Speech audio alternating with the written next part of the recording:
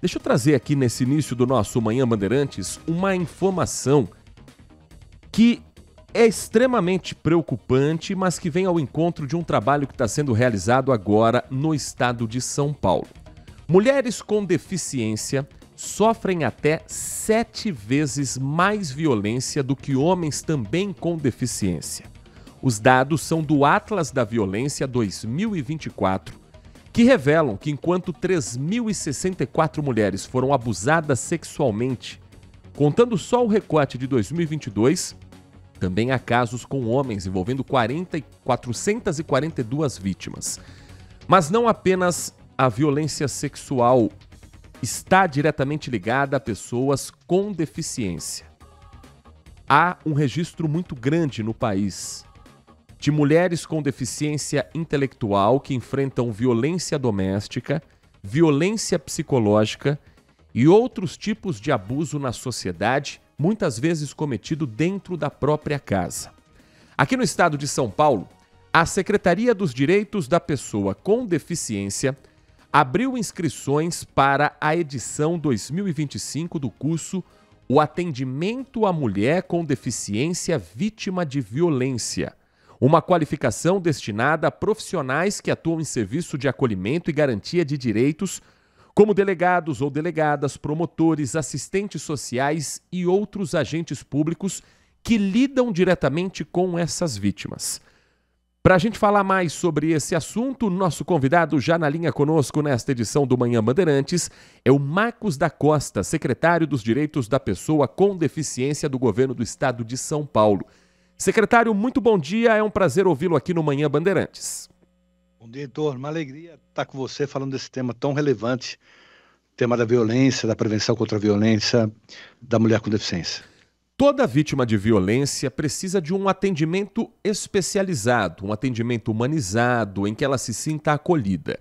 Quando a gente fala de mulher, isso também entra na discussão a respeito da preparação desses profissionais. Para a mulher com deficiência, é ainda mais urgente, mais necessária a capacitação desses profissionais, secretário? Ele tem elementos que precisam ser enfrentados. Então, por exemplo, a mulher surda, né?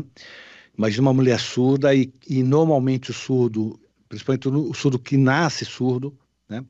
Com deficiência auditiva, ele não é letrado em português. Então, imagina você chegar numa delegacia de polícia, um surdo, e tentar, uma mulher surda, tentar explicar para a autoridade policial a violência que sofreu, onde foi, como foi feita, como foi praticada, etc. Né? A pessoa com deficiência visual, o cadeirante, enfim, e com deficiência intelectual a mesma coisa. Então esse curso procura exatamente fornecer elementos para que a rede de apoio, todas as pessoas, os profissionais que trabalham com pessoa com deficiência, saibam como fazer esse acolhimento. E aí fortalecendo toda essa rede de apoio. Porque realmente a situação é muito, muito dramática.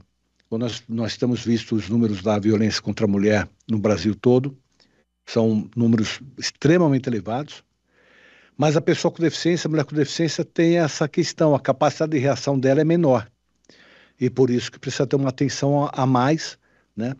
E fortalecendo a rede, nós esperamos, temos a confiança de que nós também favoreceremos o ambiente de prevenção e com isso a gente consiga derrubar, em relação a uma pessoa com deficiência, os números de violência.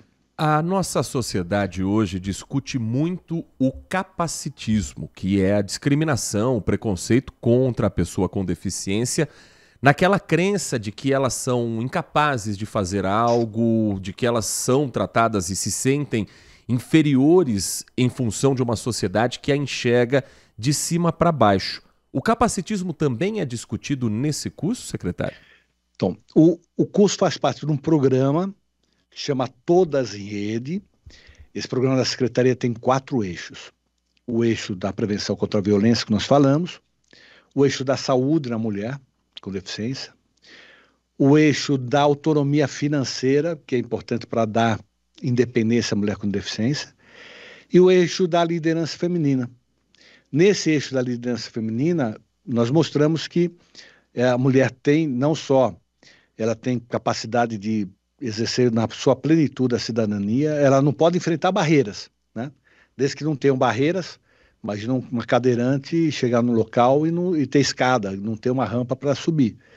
Ou uma pessoa cega não ter acesso à comunicação por braille, o piso tátil acessível. Então, desde que ela não encontre barreiras, ela vai exercer a sua cidadania na plenitude.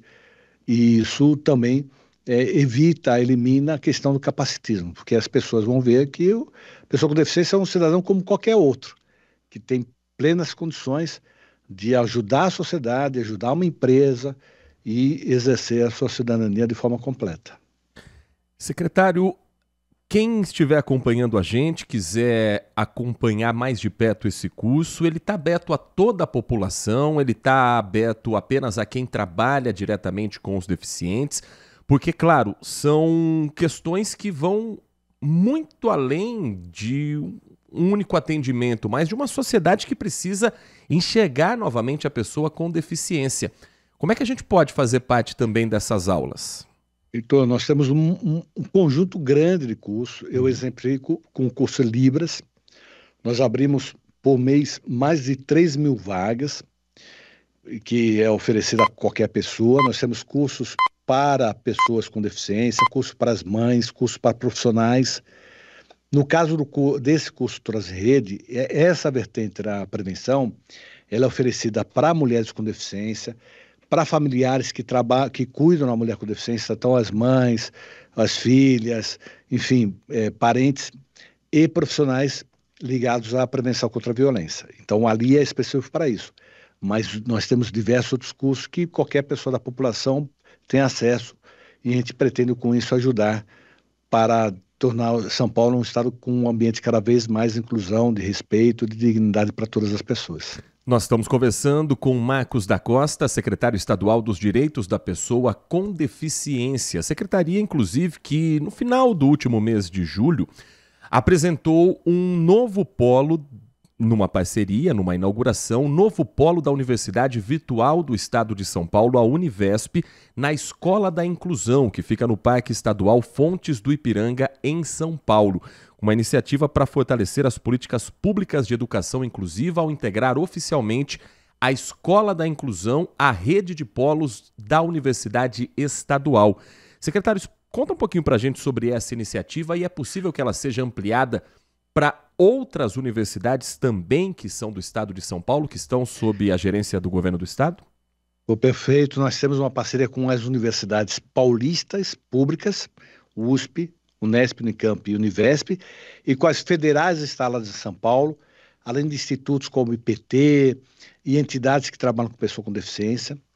Essa parceria nos permitiu criar polos de pesquisa. Então, em Campinas, por exemplo, nós temos a Unicamp, um polo de pesquisa financiado pelo governo do estado, com grandes pesquisadores para desenvolvimento de inteligência artificial em prol da pessoa com deficiência auditiva. Em São Paulo, nós temos com a USP para desenvolvimento de exoesqueleto e em Bauru, com a Unesp para desenvolvimento de órtese e prótese. Nós criamos também nessa parceria uma disciplina nova, inédita no Brasil, que está no mundo, chama Disciplina Paulista de Acessibilidade e Inclusão, que é oferecida para todos os alunos da USP, Unesp, Unicamp e Univesp, e que procura levar para todas as áreas do conhecimento humano, então o estudante de Direito, de Medicina, de Engenharia, Comunicação, Arquitetura, enfim. É uma disciplina facultativa que busca levar para esse estudante conhecimento sobre ética, sobre história, sobre direito, sobre desenho universal, sobre capacitismo, para que esse estudante hoje, que vai ser o advogado amanhã, vai ser o engenheiro, vai ser o arquiteto, vai ser o comunicador, ele conheça e não tenha preconceitos em trabalhar com a pessoa com deficiência. Nós lançamos essa disciplina, Heitor, em janeiro desse ano. Nós fechamos o primeiro semestre com 10.000 estudantes formados nas nossas universidades, né? Então, o estudo faz parte de uma grande parceria e a Univesp sempre nos dando a plataforma, nos permitindo utilizar a plataforma para dar uma dimensão estadual e em volume também, que os nossos cursos consigam atingir um número cada vez maior de pessoas. Lembrando também que nós inauguramos recentemente o Centro TEA Paulista, né, aqui na capital, e o governador Tarcísio pediu para que a gente comece tudo para instalar um Centro TEA por região administrativa, né?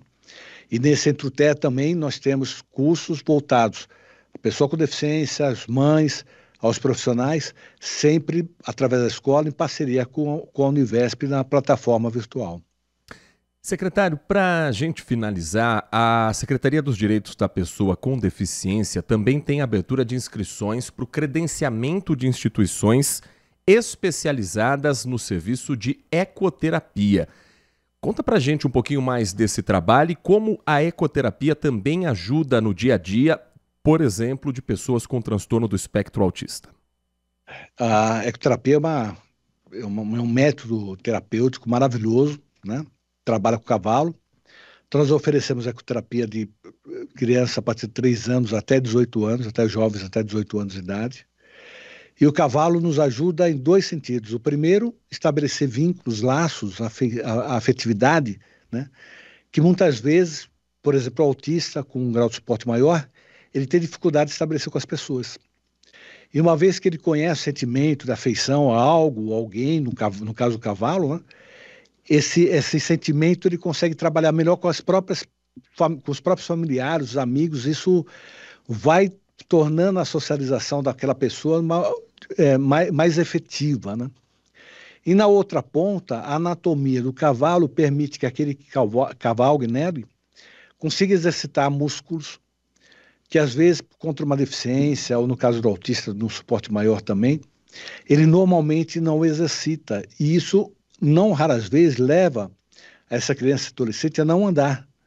Então, enquanto método terapêutico com os profissionais fazendo a indicação, né, isso ajuda na movimentação da criança e não é raro a gente ver uma criança que tenha dificuldade para andar, ao final do tratamento, ela tenha condições de se movimentar.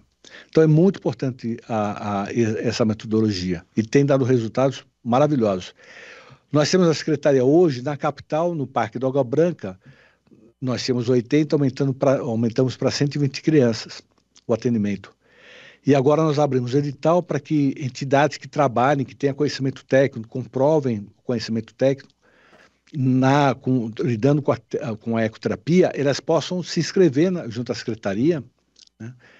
E a secretaria, oferecendo subsídio, a gente aumente o número de atendimentos no estado inteiro de São Paulo, tanto na capital, na grande metrópole, nas regiões administrativas do estado, no interior e no litoral também. Então está aberta a inscrição, qualquer entidade que trabalha com ecoterapia tem possibilidade de fazer essa inscrição no site da secretaria pessoacomdeficiência.sp.gov.br. Nós conversamos no Manhã Bandeirantes com Marcos da Costa, secretário dos Direitos da Pessoa com Deficiência aqui no estado de São Paulo, falando sobre os projetos, capacitação no acolhimento a mulheres com deficiência, instituições de ecoterapia, trabalho voltado também às universidades paulistas. Secretário, muito obrigado pela atenção com o nosso ouvinte, espaço sempre aberto para a gente falar de um tema tão importante aqui na Rádio Bandeirantes Campinas. Um bom dia, bom trabalho ao senhor e toda a sua equipe. Eu que agradeço, um abraço a todos, fico à disposição. Grande abraço.